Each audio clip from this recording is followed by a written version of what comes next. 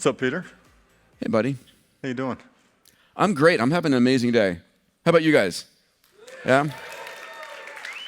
I remember the moment in time when this idea of abundance, I was at Singularity University with Ray Kurzweil and Neil Jacobstein, and that insight that there's nothing really scarce, that technology can take anything scarce and make it abundant and reinvent it. And you've done a beautiful job in the food system.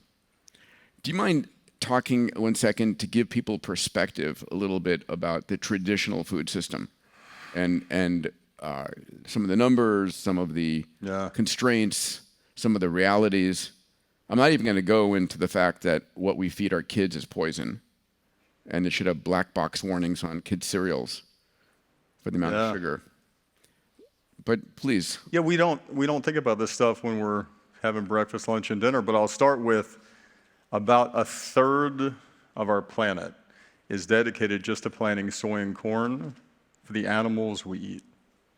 A third of it. For just the animal feed. Not for me and not for you, not for the billion people who are going to bed hungry every single night. A third of this planet is dedicated just to planting soy and corn to feed pigs, chickens, cows that are slaughtered after X number of days in these warehouses for us to eat. That's how we're using the planet.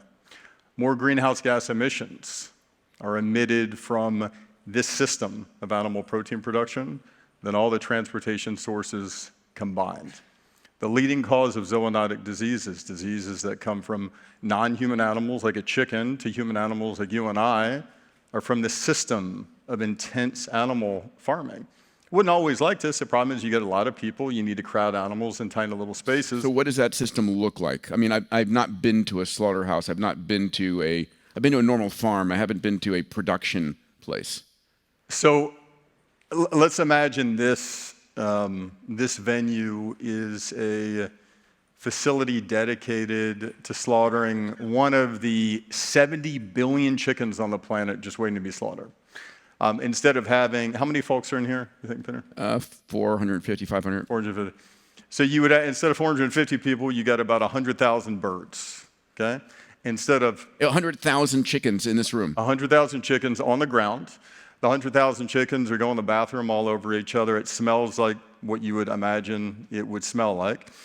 But the chickens aren't like this beautiful farm-raised chicken that you're thinking of. These chickens are leaning over because their breasts are so large, because they're engineered to have more meat on their breasts because it's more a higher dollar per pound. And then after about 45 days, all the chickens with all the noise and all the stuff are hung up and slaughtered. And then that's turned into a chicken nugget and we enjoy it. And that's the system of animal protein production. The fantasy that we often live in, Peter, is the fantasy of this red barn and this beautiful little girl with a butterfly net and happy cows. My kids and I have been to, my family's been to places that have beautiful chickens and eggs and, yeah. Yeah, that's less than 1%. 99% of all the meat that we eat looks like that not so nice picture that I presented to you. And, for lots of people, I imagine this audience, you're not trying to eat in a way that's harming the planet. You're not trying to eat in a way that's harming animals. The problem is the system that exists today just makes it really easy, right? And we need to rethink it. We need to redo it. We need to transform it. So Eat Just has had a few different reinventions, a few different product journeys that you've done. You've just passed amazing hallmark. Mention that to the group. Yeah, so one of the animal products we eat a whole lot of is eggs, and about 2 trillion eggs are laid every single year, 99% of them by chickens in an environment like the one that I described. And we figured out a way to make an egg from a plant. Mm-hmm. So we found a bean called the mung bean. We took protein from it, and we created a product called Just Egg, and we just hit 500 million eggs from plants sold. We got a ways to get to 2 trillion, but we're available in tens of thousands of distribution. I have watched this journey, and congratulations for that, buddy. It's awesome. Thank you. Yeah, let's give it up. Thank you. 500 million eggs equivalent. But there was a moment in time where you said, okay, we're going to go beyond the plant kingdom and we're going to reinvent how we produce protein. And if I stated that correctly, right, as people become wealthier, they want access to fish, to chicken, to beef, to pork. But, you know, I mean, if we were meeting all the demand, I think we would have to, like double the amount of livestock on the planet? We would. Yeah, we would. Yeah, I worked in Liberia, a country in West Africa, for a little bit, and I remember when I would come out of the building that I was working in, the investment ministry, there's these two security guards, and 29 out of 30 days, they were eating beans and rice. But one day out of the month, they were eating meat, and it's the day they got paid. And they were pretty happy about it, right? And I was happy for them, even though I knew the pressure that was putting on the planet, right? And we want to root for people to climb up the income ladder. I want to root for those two security guards, right, to find a better life. But the problem is, if you have the 3 billion people, right, living under $4 or $5 a day, now eating meat in the same way that we eat, it won't be a third of the planet dedicated to planting soy and corn. It'll be 2/3 of our planet just dedicated to planting soy and corn. Which in turn means cutting down forests. It means the choice that we make is you have a rainforest, and instead of a rainforest with 51% of the world's biodiversity, you decide to direct bulldozers to knock that down and plant soy and corn to feed those animals instead. So your choice is either do that, say no, you cannot have the same protein luxuries that we have, or third, reinvent, use technology to go from scarcity to abundance. And that's what you chose. Exactly. Figure out a way to reinvent it, create an entirely new system. So how did you do it? What did you do and how did you do it? So there's a process called cultivating meat. You might know in the media as lab-grown meat. We prefer cultivating meat instead. Winston Churchill actually wrote about it way back in 1920 in an essay where he imagined making a chicken without the need for a live animal. So the idea behind cultivating meat is you start from a single cell. You don't need the live animal. You don't need the hundreds of thousands of chickens in this facility here. You start with a single cell. A cell taken from where? You can take it from a biopsy of the animal. You can take it from a cell bank. For a biopsy of the muscle tissue. Of the muscle tissue. Yeah. I mean, when you talk about a chicken fillet or fish fillet or chicken breast, it's muscle tissue. It's muscle tissue. Sometimes, depending what part of the chicken we're talking about, you might have more fat in it. But from that cell, in the same way that chickens in this facility need to eat soy and corn, this cell needs to consume something too. So we feed the cell amino acids, sugars, and salts. But we do it not within the body of an animal, but within a stainless steel vessel. And the name of the vessel is called a bioreactor. So within this vessel, this is our facility in the San Francisco Bay Area. We're headquartered out of Alameda. So within these stainless steel vessels, that cell is consuming feed. Again, by feed, I mean amino acids, sugars, and salts. And then after about 3 weeks, you have not plant-based meat, but real meat in that vessel. Real muscle tissue that has grown just like if you're lifting weights and you're growing your bicep. That's right. And then our job is to take that meat out of the vessel and form it into something that looks tasty, like you'd want to have for dinner. If you go to slide 1, you'll see what that looks like.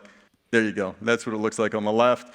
And we were the first company in the world, Peter, ever to receive regulatory approval to actually sell this stuff. Out of Singapore and then out of here in the FDA. And I was like celebrating when I heard that. You've been on this journey for how long? About 12 years. It's amazing. Another moonshot entrepreneur who's not given up on this vision, over and over and over, climbing every mountain, knocking down every wall. And I'm so grateful for you, buddy. We'll never stop. Yeah. So you've gotten approval, which means you're legally allowed to produce this and sell this. And is it sold as a facsimile or as real meat, or how is it regulatorily presented? So the FDA and the USDA created a new category called cultivated meat. So it's this idea of real meat without the need to slaughter an animal. So if you had a chicken allergy and you had this, you would have an allergic outbreak. So it is real chicken just without the need to slaughter an animal with all the resources that we talked about. And the USDA even has a parking spot at our headquarters, because when you're a USDA inspected facility, they have to have a parking spot, got a little office. The biggest issue that we have right now is we can only make this in very, very small volumes. Limited quantities, right? We're doing a lot of work right now on thinking about how you improve the process so you can make a lot more in a quicker period of time, and also how you build a facility at a much lower cost than the facilities that we've been looking at. Deceptive to disruptive. You know what's interesting for me is I go through Fountain Life every year, obviously, and I recently did my toxin testing as part of the Apex program, and I came back with high arsenic levels, and arsenic? And then Dr. Mona and Dr. Helen told me, yeah, it's from your eating, from the chicken you're eating. And I was like, unless you're eating farm-grown chicken, that is, you're going to get arsenic levels. I've stopped eating tuna. How many folks here have stopped eating tuna because of mercury levels? A lot, right? So one of the benefits here is to actually not have toxins in your food cycle, which is amazing. Yeah, that's the issue. I wouldn't be surprised if folks are hearing me describe it, and maybe it sounds a bit strange, maybe not that appetizing, but when you contrast it with the way that conventional meat is made, well, you realize it's not quite so strange, because the way we make conventional meat, when you really peel the onion back on it, is extremely strange. People say that's disgusting. I say, have you ever been to a slaughterhouse? You want to talk about disgusting? Part of the challenge, though, that we all have, and I grew up in Alabama, backyard barbecues, football tailgating. My mom used to make me these awesome chicken wings when I'd get off the bus at Chelsea Middle School. So I'm not someone, Peter, who sees meat grilling on a barbecue and feels repulsed by it. Like, I want to smell it, and I choose not to eat that kind of meat today, and I'm trying to figure out a way, right, through technology, through this process, to make it a lot easier for people to eat the meat that they want without all the issues that are so inherent in the billions, when you have billions of live animals walking around on this planet just for us to eat. Just like we saw Jason Ballard in his 3D printed, robotically built homes take the cost per square foot down, orders of magnitude. This will eventually get there, right? I mean, from what Elon talks about first principle thinking, from a first principle thinking point of view, you're not growing 99% of the animal. You're not spending all of that time. You are basically just growing the part. So to hit this, tell me if I'm correct, you can make it so that the meat product is healthier for you? That's right. You can make it probably, if you choose the fats expressed in the genes, you can make it better tasting. That's right. And in the out years, you can make it cheaper. I'll tell you the real moonshot to the moonshot here, right? It is, we want to create beef, chicken, pork that is almost entirely free of cholesterol, that has significantly less saturated fat, two things that we want to generally have less of. We want it to be higher in protein, and we want it to be even richer in amino acids. We want it to be significantly below the cost of conventional meat. And we want to also make premium meats. So what if we can make Kobe or Wagyu or bluefin tuna, right? It's significantly below the cost of what is made today. So the cheapest is the best. Exactly. It's the Tesla story, right? So you went for a vehicle that has much higher performance, is better for the environment, and is cheaper than and faster than everything else. Yeah, we want to make it so that even if you hate animals, you don't care about the planet, you're still going to choose this at the grocery store because it just tastes a lot better, and makes you feel a lot better. That's amazing. Now, what some of the forces that are arraying against us today that we should all be aware of, there are a few states, including Florida, that have actually introduced bills, and in fact, in Florida, it's passed with the House and Senate, that would ban the production and the sale of cultivated meat in the state. Let's get the senator back in here. Where is he? So that's when you're So doing I assume that, listen, this is when the taxi drivers revolted against Uber. it's exactly I mean, the same thing. when you turn to regulations, it's the last dying gasps. Yeah. That's exactly right. Talk about the texture. Well, first of all, talk about what meats can or cannot. Can this ultimately be for any kind of meat? So if you look at the entirety of the meat industry, it's about $1 trillion, and about half of that trillion is meat without bones. We're starting there. Pulled chicken, chicken nuggets, ground beef, sausages, that's where we're starting. Eventually, we want to be able to make bones. That's going to require some advances in technology we haven't set on yet. But eventually, again, from first principles thinking, you can utilize this kind of cell line development, this kind of infrastructure to make any kind of meat, any kind of tissue out there. Who here read Hail Mary as a book? Anybody remember the last chapter?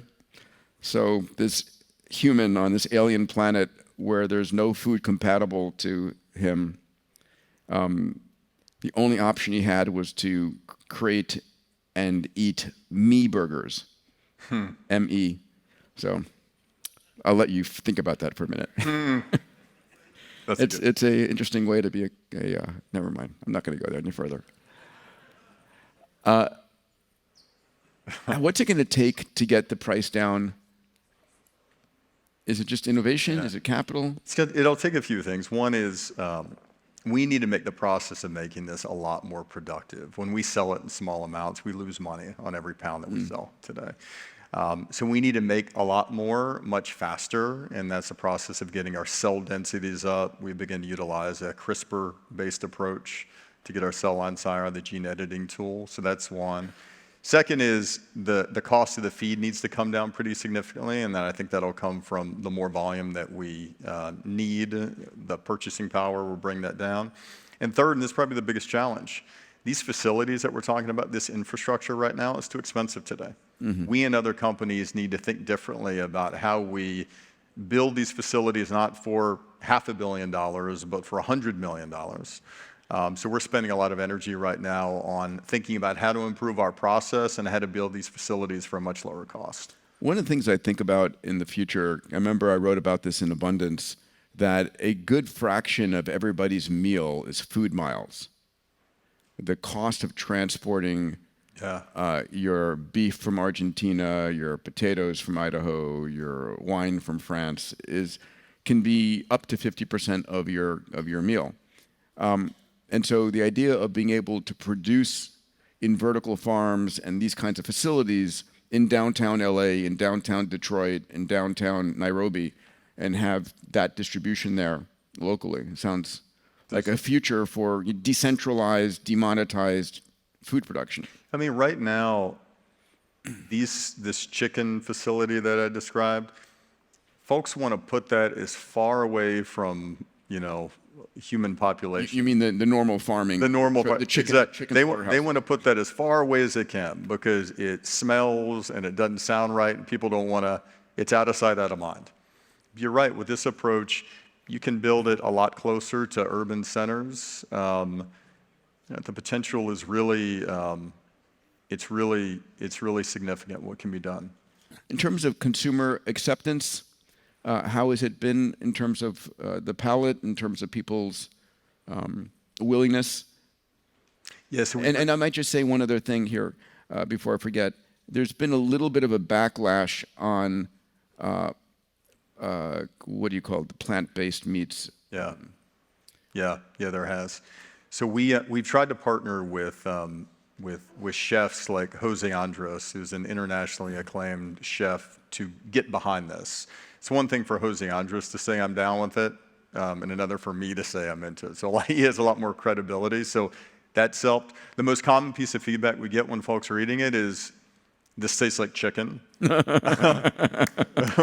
We found that the younger you are, the cooler you think it is, and the less concerned about it being made in a stainless steel vessel you are. The older you are, the more you're like, bioreactor, what is that? Where is it? What does it look like inside? So it's definitely trending towards more acceptance on the younger side. And then finally, we found when you put this in the context of things that people are used to, dishes that they've had growing up, dishes that are really familiar. You put them at a table with a few of their friends.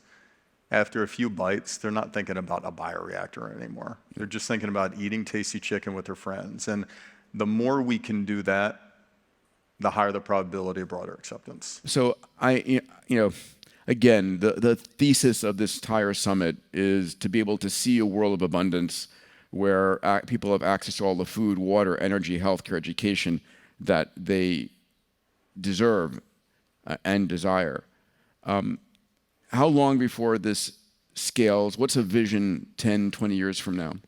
Well, the long-term vision for me is before I die, I want to live in a world where the vast majority of meat that's consumed doesn't require the slaughter of a single animal, doesn't require the tearing down of a single tree, doesn't require one drop of antibiotics. That's the world that I want to live in. And to do that, it's going to require a day-to-day, quarter-by-quarter, year-over-year, in many cases, just heads-down grind to make it happen. It'll start with national distribution in a major retailer. We're hoping to do that in the next 3 to 5 years. Then from national distribution to major retailer, it moves to fast food chains. And then eventually countries, not just companies, countries realize, why wouldn't I be making my meat in this way? I can imagine the sovereign wealth funds investing heavily in production facilities in Dubai, in Saudi, in Singapore. Yeah, it's a real food security issue. So the biggest pork producer in the United States is owned by a company called WH Group in China. Huh. Singapore imports 90% of their meat. Saudi Arabia imports 70% of their meat. UAE imports 80% of their meat, right? So when you're thinking about it through the lens of food security or climate or animal welfare or food safety or just economics, we just think it's the more sensible way to do things. Amazing. Ladies and gentlemen, give it up for Josh Tetrick.